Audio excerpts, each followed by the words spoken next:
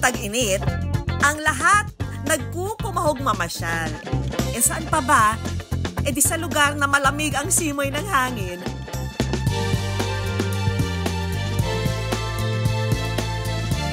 May makukulay na bulaklak, pwedeng mag-selfie galore, at higit sa lahat, pwedeng mag-strawberry picking.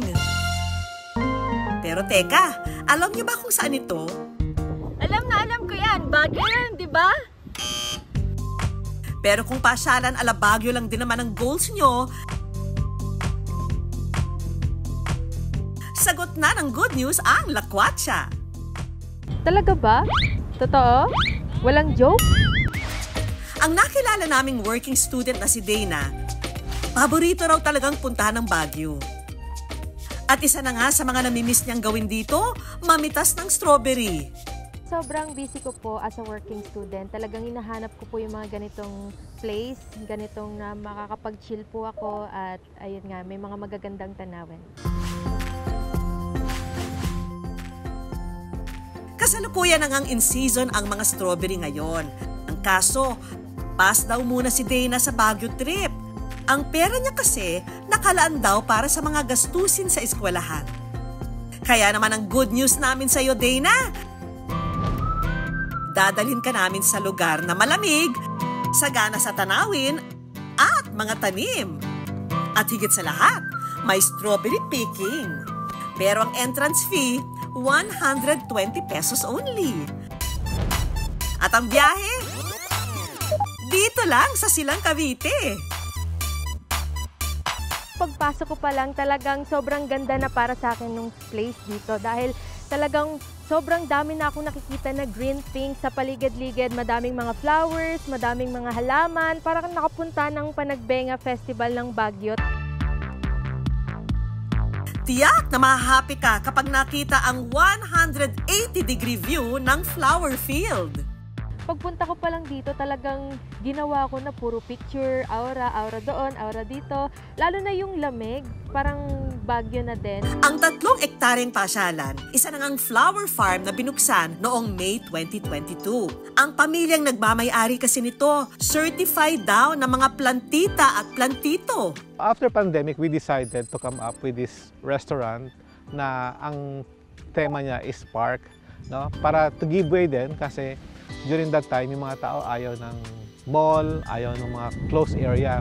So we decided to come up with an open area, al fresco na restaurant. By nature kasi ang mga Pilipino talagang gusto nila yung bulaklak. Estimate namin we have like over 500 species or varieties of flowers, shrubs, and grasses. And to give you an insight, no, every 2 months nagpapalit po tayo ng bulaklak. Sa banda rito naman, pa-main character ang mga naglalakihang sunflower. Marerelax ka talaga. Bagay na hinahanap-hanap ni Dana bilang working student. Selfie guys, capture the moment. Ayan, kung ganito naman talaga kaganda to, ay ilaban na natin to. Marami kayong may enjoy. Kaya ina-advise namin magdala kayo minsan ng mat para ma-enjoy nyo talaga yung park. Bukod sa sandamakmak na mga bulaklak, just like in Baguio,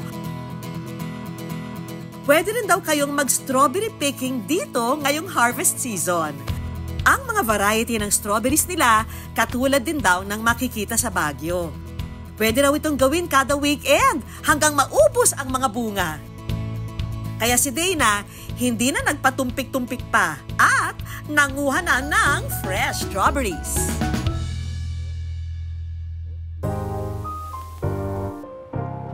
May farm-to-table pakulurin sila kung saan ang napitas na strawberries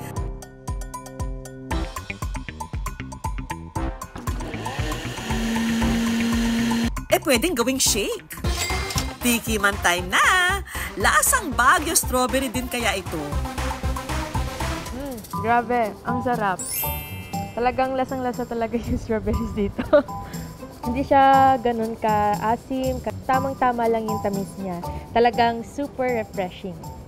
Kung feel mag-uwi ng strawberries, pwede rin daw itong kiluhin at bilhin sa halagang 600 pesos. Hindi pa game over ang gimikan ha? dahil may food trip pang magpapahappy ng iyong sikmura.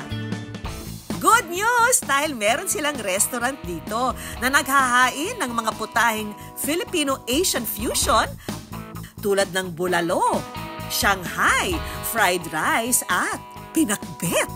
Pero ang specialty raw nila, itong salad na mas pinaganda, pinasarap ng edible flowers. Kainan na! Sarap mga kapuso.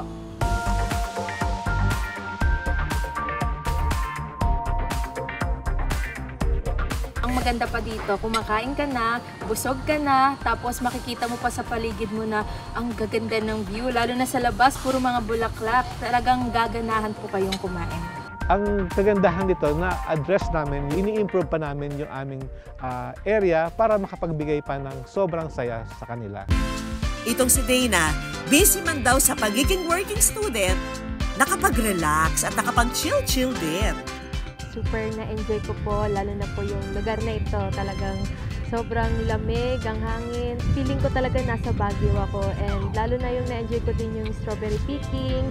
And of course, sa mga foods po dito. At ang good news po, 1 hour away lang po ito from Manila. Kaya talagang sobrang dali lang siyang puntahan. Ngayong summer season, forget muna ang mga problema at itodo ang saya. Dahil dito sa Good News, La Mierda never stops.